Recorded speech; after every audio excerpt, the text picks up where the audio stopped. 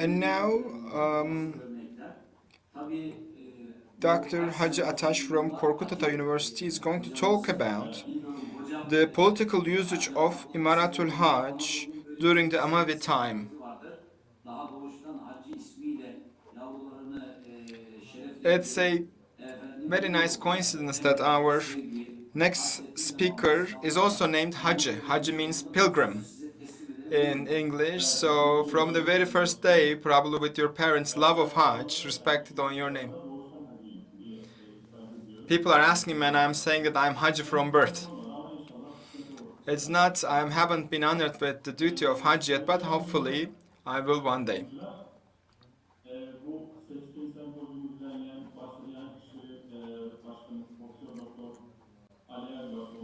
I would like to thank the organizers of that symposium, especially to the President of Turkish Religious Affairs and everyone who had efforts in the preparation of this meaningful event. I'm so humbled to be here.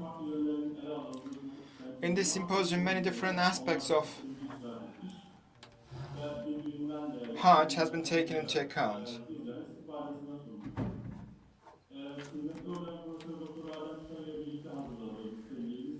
We have prepared this presentation together with Professor Adem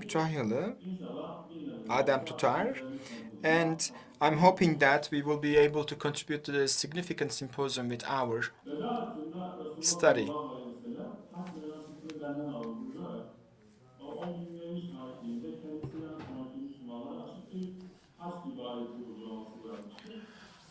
The worship of Hajj is clearly imposed on the believers, and of course the Prophet, peace be upon him, had certain rituals and it hasn't changed ever since. During the third Khalifa, the Umars,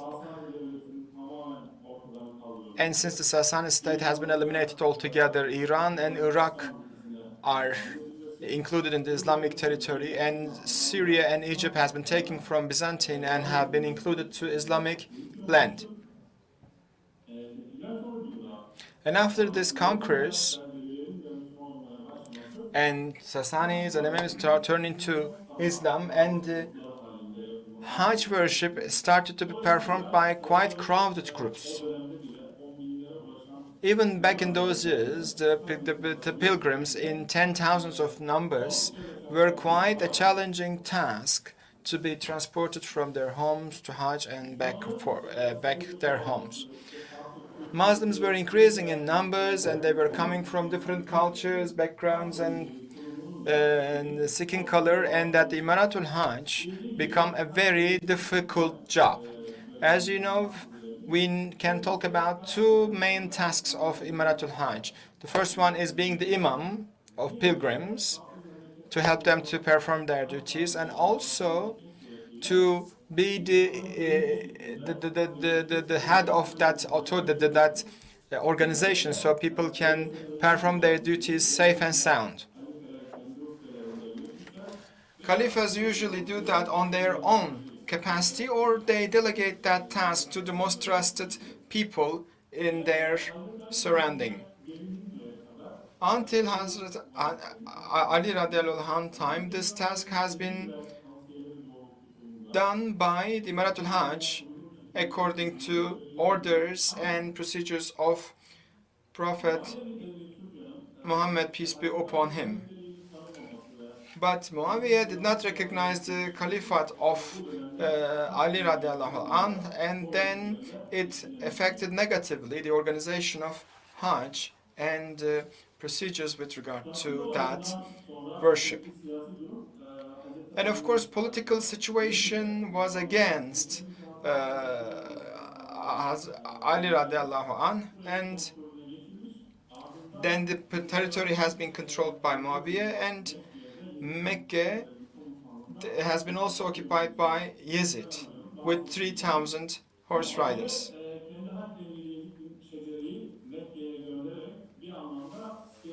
Muawiyah showed his political power to send all these troops to Mecca, because back in those times Muawiyah was the governor of Damascus, and he was in a struggle with Caliph Ali.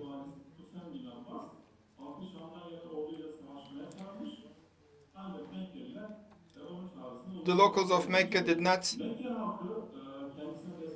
support Hazrat Ali. Then Usama sent a letter to Khalifa and asked help from the Khalifa. And this support powers from Khalifa can only reach Mecca after the Hajj season. Therefore, they couldn't be enough. They couldn't came on time. They couldn't come on time for the help of Emiratul Hajj. Yazid bin Secere commanded the Damascus army, and without any armed conflict, they entered Mecca. And since the Hajj season started, Yazid bin Secere, in order to prevent any conflict during Hajj and to ensure that all pilgrims can perform their Hajj duties. The aim of Muawiyah here is not occupy Mecca or take it from the hands of Ali radiallahu anhu, but just to show power as a candidate for next Khalifa. Muawiyah was after a political struggle over power struggle. And these powers have been sent, so Yazid bin Secere pledged his alliance with Muawiyah. So Yazid bin Secere is also affiliated to Muawiyah. About Emiratul Hajj, and there is a Emiratul Hajj appointed by Ali radiallahu anhu. Therefore, there was a debate, there was a struggle between two Emiratul Hajj, and they could not reach a consensus, and it has been mediated by a third name.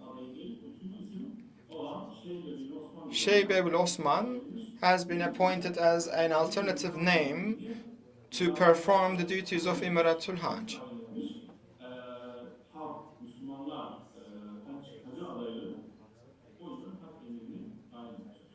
So the pilgrims of that year appointed the Emiratul Hajj rather than the state authorities.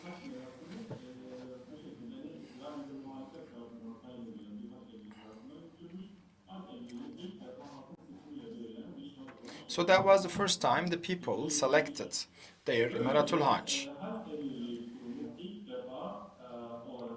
That's for the first time it was under the influence of political intervention. Luckily, no armed conflict happened. It is the only bright side of that incident. And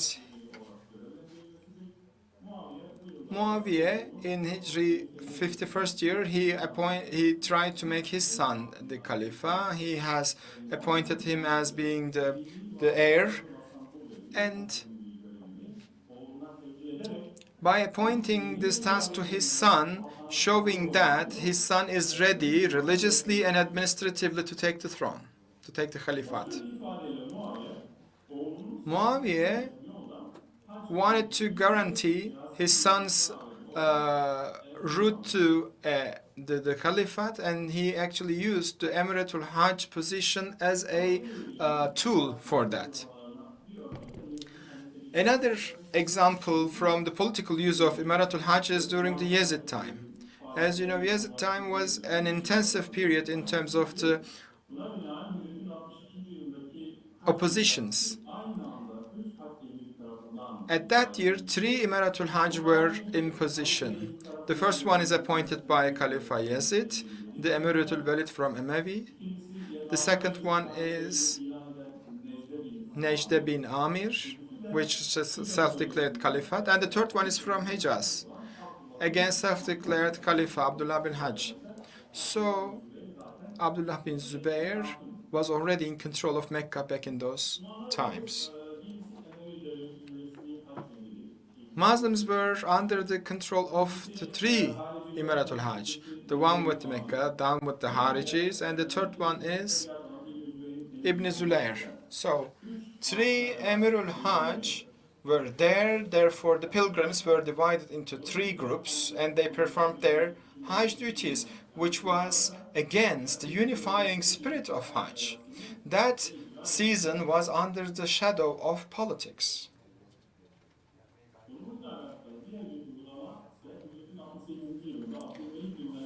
In 68th year of Hijrat, there is another incident.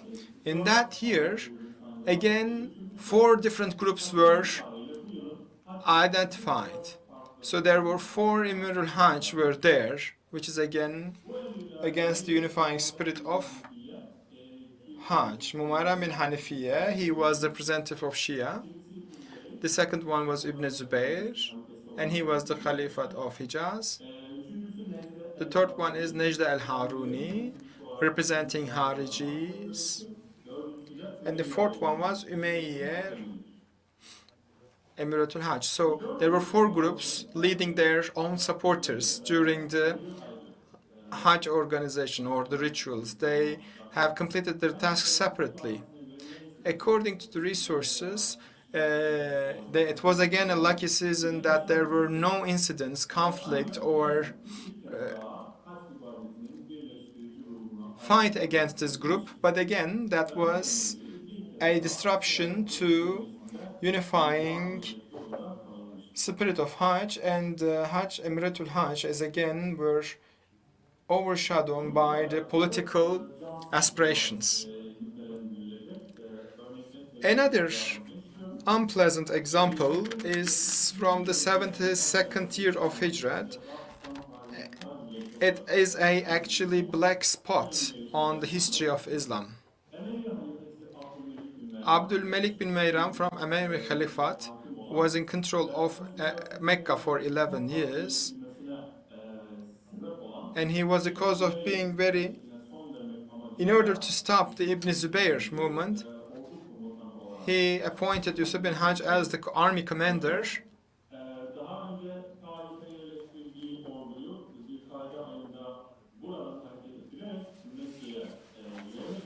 He has located them to the Mecca, and they have take Mecca under siege, and they have placed weapons. It's an interesting timing.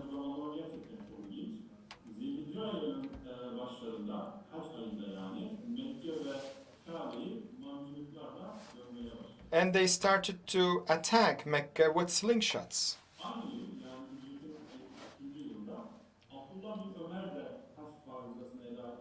Abdullah bin Ömer,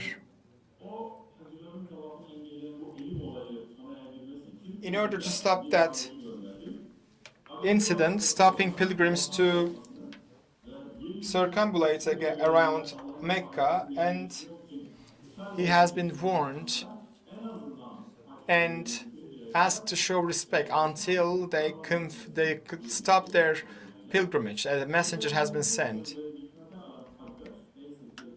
Fortunately, he has listened and stopped the slingshot attacks to Mecca and Kaaba. When it has been stopped,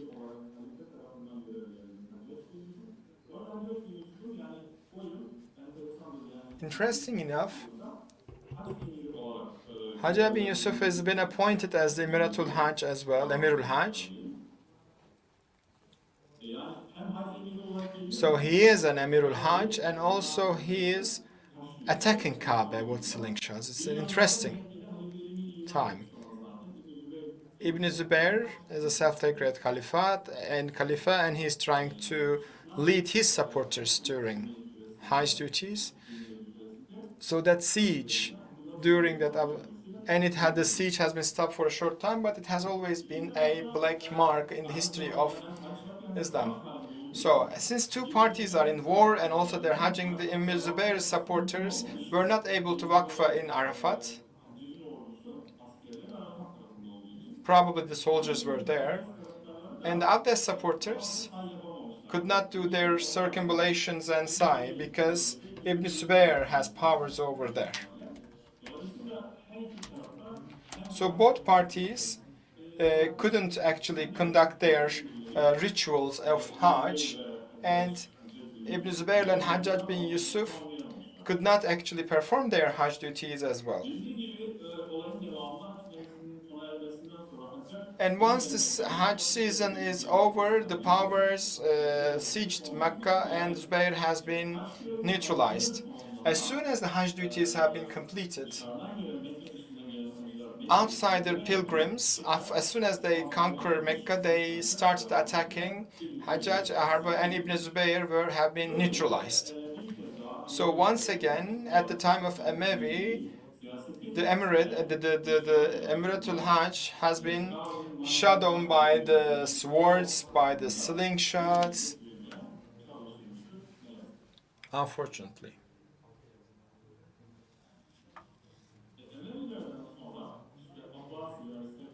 After Emevi, Abbasi, Selçuks, and during the Ottomans,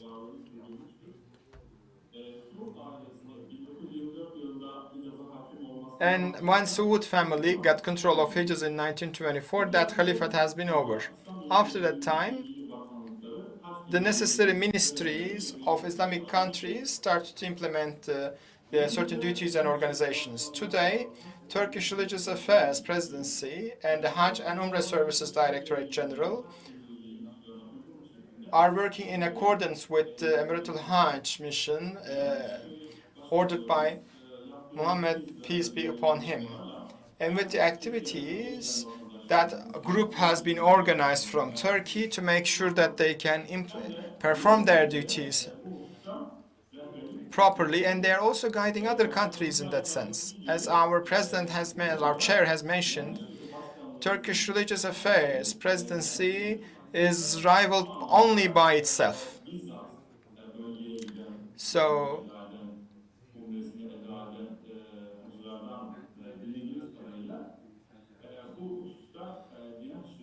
our authority, Turkish Religious Affairs Authority, is one of the models to the rest of the country with regard to good coordination, good organization, and being very elaborate with the satisfaction of our pilgrims.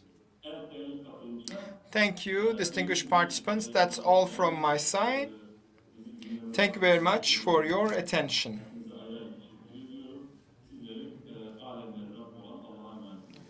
May God be with you. We would like to thank Professor Ataş.